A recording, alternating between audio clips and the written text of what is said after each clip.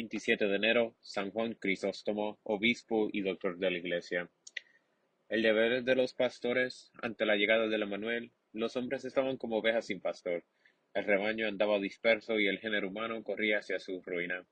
Jesús no se contentó con ser el cordero destinado al sacrificio. Jesús no se contentó con ser el cordero destinado al sacrificio por nuestros pecados. Quiso revestir el carácter de pastor para llevarnos a todos al divino aprisco. Pero, como debía subir a los cielos, proveyó a las necesidades de sus ovejas, estableciendo una serie de pastores, que apacentasen en nombre suyo a su rebaño hasta la consumación de los siglos. Ahora bien, las ovejas tienen ante toda necesidad de doctrina, que es la luz de vida. Por eso quiso el Emmanuel que los pastores fuesen también doctores. El deber de los pastores para con sus ovejas es ante todo administrar la palabra divina y los sacramentos. Por sí mismo y continuamente deben apacentar a sus ovejas con este doble alimento, y dar su vida, si es preciso, en cumplimiento de esa obligación, sobre la que descansa toda la obra de la salvación del mundo. Pero, como no está el discípulo sobre el maestro, los pastores y doctores del pueblo cristiano sí son fieles. Serán también objeto de odio por parte de los enemigos de Dios, porque sólo con perjuicio del reino de Satanás podrán propagar el de Jesucristo. Por eso la historia de la Iglesia muestra en todas sus páginas los relatos de las persecuciones sufridas por los que quisieron seguir el ejemplo de celo y caridad, comenzando por Cristo en la tierra.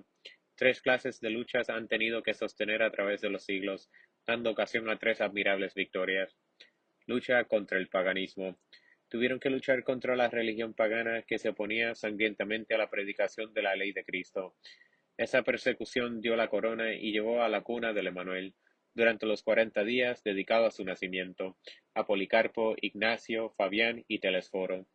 Lucha con los poderes temporales. Después de la era de las persecuciones, abrióse a los jefes del pueblo cristiano una nueva palestra, no menos gloriosa. Algunos príncipes, hijos al principio de la Iglesia, quisieron pronto encadenarla. Pensaron que convenía a su política tener sujeta a aquella palabra que debían recorrer libremente el mundo en todas sus direcciones, como la luz visible de que es imagen. Quisieron ser sacerdotes y pontífices, como en tiempo del paganismo, y detener los manantiales de la vida que se agotan en cuanto les toca una mano profana. Entablóse una lucha continua entre ambos poderes, el temporal y el espiritual.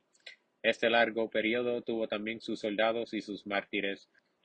En todos los siglos honró Dios a su Iglesia por medio de los combates y de los triunfos de numerosos y valientes campeones de la palabra y del ministerio. Tomás de Canterbury e Hilario de Poitiers representan dignamente a esos caballeros de la corte del rey recién nacido.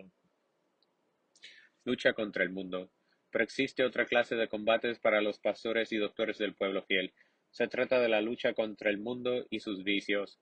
Comenzó con el cristianismo y continuará ocupando a la Iglesia hasta el último día, por haberla sostenido valerosamente, mereciendo el odio del mundo por el nombre de Jesucristo, muchos santos, prelados.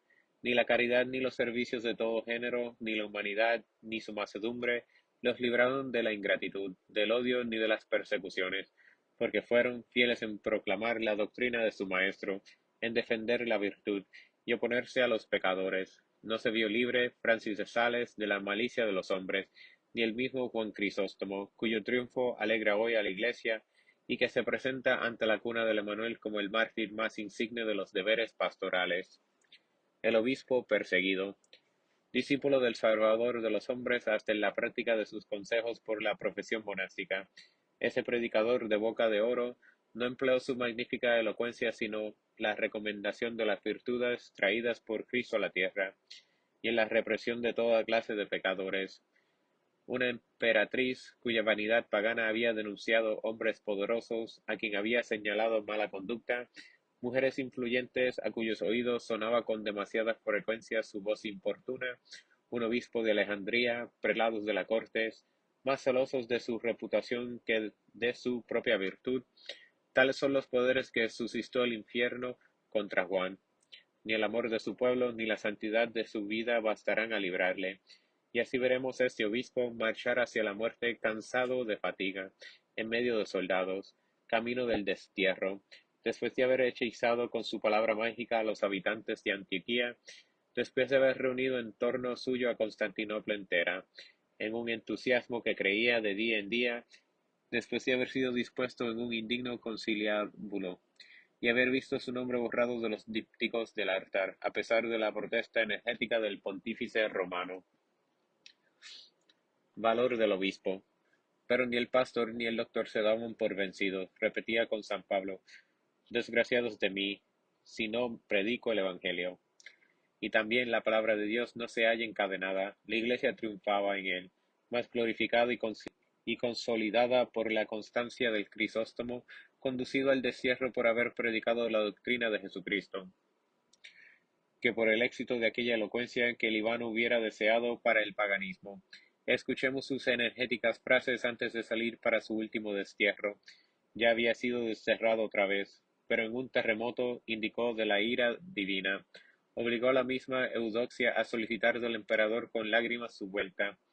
Formasen nuevas tormentas contra Juan, pero él se siente en sí toda la fortaleza de la Iglesia y desafía la tempestad. Aprendamos lo que es un obispo formado en la escuela de Jesucristo, pastor y obispo de nuestras almas, como dice San Pedro. Las olas de la tormenta vienen contra nosotros, pero no tenemos miedo a sumergirnos, porque estamos sentados sobre la roca. Ya puede el mar lanzarse con toda su ira, no quebrantará la roca. Ya pueden subir las olas, que no lograrán hundir la barca de Jesús. Yo os pregunto, ¿qué podríamos temer? La muerte, más Cristo es vida, y el morir ganancia. El destierro me diréis, pero la tierra es del Señor, y todo cuanto ella encierra. La confiscación de los bienes, pero nada trajimos al venir al mundo, y nada podremos llevarnos. Desprecio los temores de este mundo, y sus bienes me causan risa. No tengo miedo a la pobreza, no ansio las riquezas, no temo la muerte. Si deseo vivir, es únicamente por vuestro bien. Vuestro provecho es el único motivo que me induce a hablar en las presentes circunstancias. He aquí la súplica que os hago, tened confianza, nadie podrá separarnos, lo que Dios unió no lo podrá deshacer el hombre. Lo dijo Dios con respeto a la unión del hombre y de la mujer. Si no puedes, oh hombre, romper el vínculo del matrimonio, ¿cómo podrías dividir a la iglesia de Dios? ¿Cómo no puedes alcanzar a aquel a quienes persigues? La atacas a ella, pues, el medio de hacer mi victoria más aplazante y de agotar tus fuerzas con mayor certezas es el de combatirme, porque te será duro dar coces contra el aguijón. No embotarás su punta y te ensangrentarás los pies. Las olas no rompen la roca, caen sobre sí mismas e impotente espuma. Oh hombre, nada se puede comparar con la fuerza de la Iglesia. Termina de combatirla. Si no quieres ver agotadas tus fuerzas, no pelees contra el cielo. Si declaras la guerra al hombre, podrás vencer o sucumbir.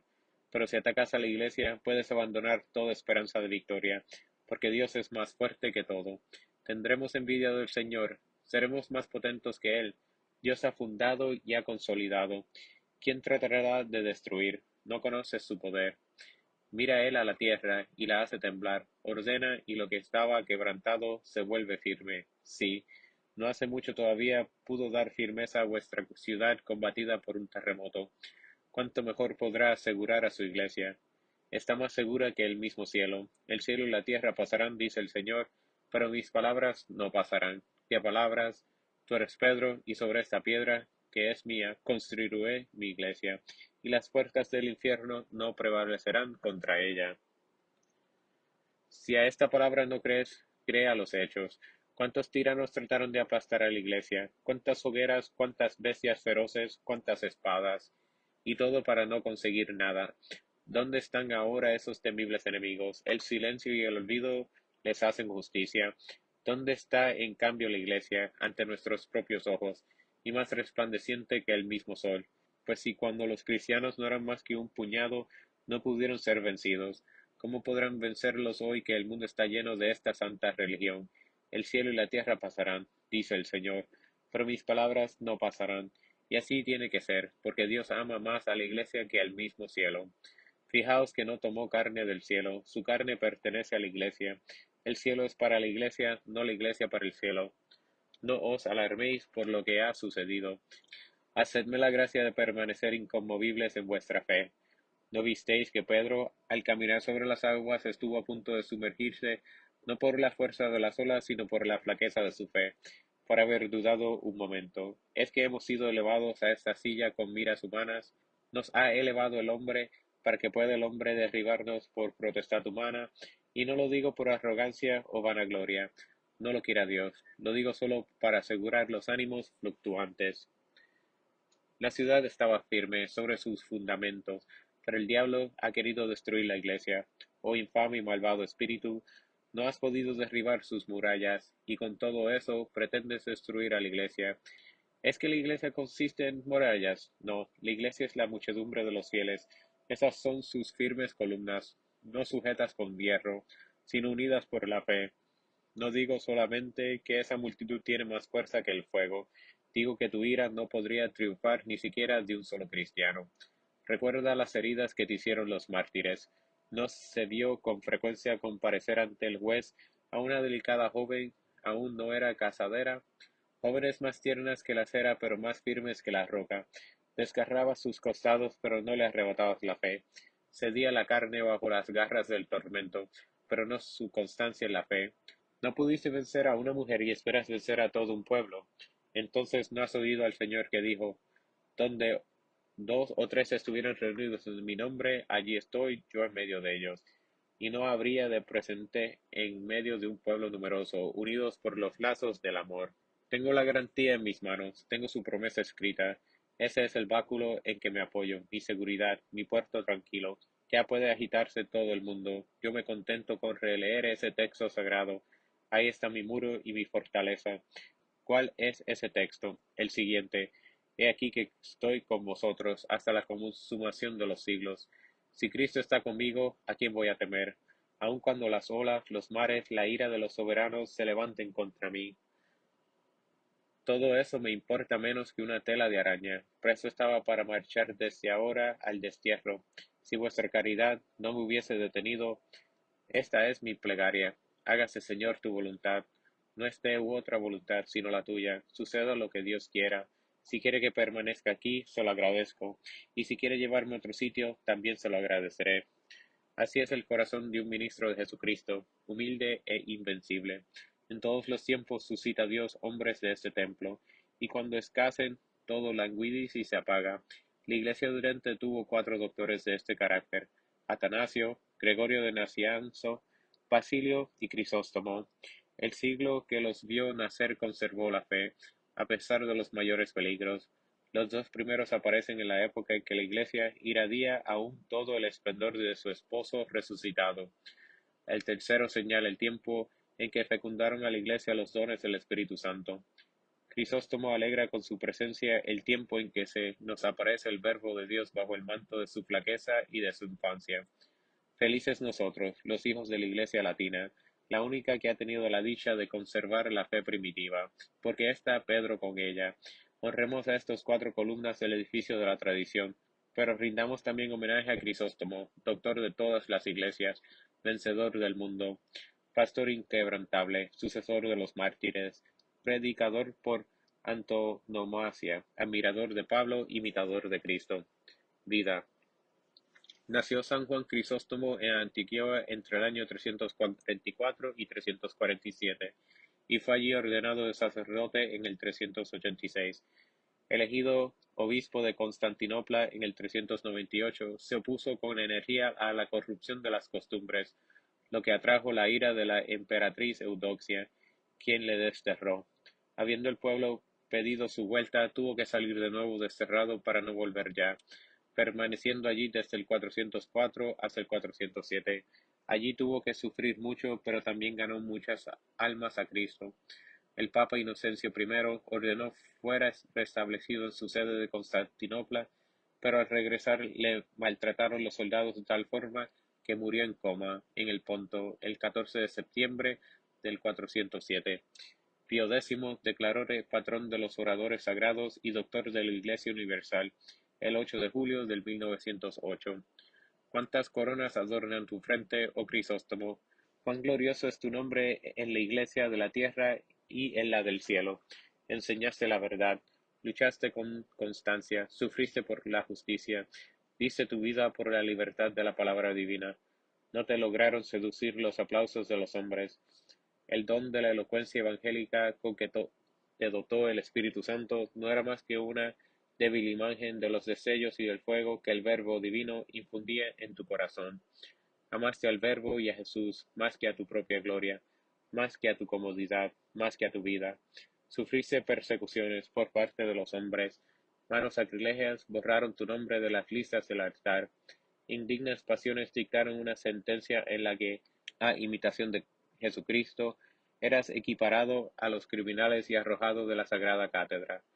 Pero no estaba en manos de los hombres el apagar el sol, ni borrar la memoria de Crisóstomo. Roma te fue fiel, guardó con honor tu memoria, y aún hoy conserva tus restos sagrados, juntos a los del príncipe de los apóstoles. El mundo cristiano te proclama uno de los más fieles distribuidores de la verdad divina. En pago de nuestros homenajes, oh Crisóstomo, consideramos desde lo alto del cielo como ovejas tuyas, instrúyenos, refórmanos, haznos cristianos. Discípulo fiel de San Pablo, solo a Jesucristo conociste, pero en él están ocultos todos los tesoros de la sabiduría y de la ciencia. Descúbrenos al Salvador que llega a nosotros lleno de encanto y dulzura. Haz que le conozcamos, enséñanos la manera de serles gratos y los medios de poderle imitar. Haz que acepte nuestro amor. También nosotros somos desterrados, pero amamos excesivamente el lugar de nuestro destierro. Con frecuencia estamos tentados de tomarlo por nuestra verdadera patria. Despéganos de esta morada terrestre y de sus ilusiones. Haz que tengamos prisa por reunirnos contigo, para estar con Jesucristo, en quien te hemos de hallar para siempre. Oh fiel pastor, ruega por nuestros pastores, alcanza para ellos un alma semejante a la tuya, y para sus ovejas docilidad. Bendice a los predicadores de la divina palabra, para que no se prediquen a sí mismos sino a Jesucristo. Comunícanos la elocuencia cristiana que se inspira en la Sagrada Escritura y en la oración, para que los pueblos atraídos por una oratoria celestial se conviertan y den gloria a Dios. Protege al romano Puntilé, cuyo predecesor fue el único que se atrevió a defenderte. Haz que sea siempre su corazón un refugio para los obispos perseguidos por la justicia. Devuélvele la vida a tu iglesia de Constantinopla, que olvidó tu fe y tus ejemplos. Sácala de ese envilecimiento en que vive desde hace tiempo.